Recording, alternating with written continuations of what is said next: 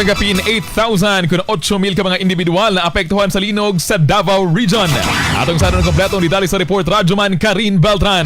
DXDC Radyoman Report. Mga pamilya ug indibidwal ang naapektuhan human sa kusog na linog nga miigo sa Region 11 sumala sa latest monitoring sa mga awtoridad. Sa impormasyon nga nadawatan sa DXDC Araman Davao gikan sa Office of Civil Defense kan OCD 11 nga sa kinatibukan natala ang 2,236 ka mga pamilya nga apektado. Ganian na sa 8,593 ka mga individual ang apektado sa 19 ka barangay sa rehiyon.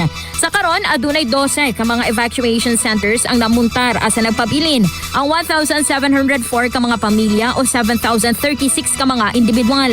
Para yun sa pang monitoring alay sa mga natalang casualties asa ana sa upat ang ihap sa mga patay o 23 ang na-injured. Nagpadayon sab ang relief operations o damage assessment aron masiguro ang kaluwasan sa mga residente o mahatagan dayon og tabang ang mga apektadong pamilya.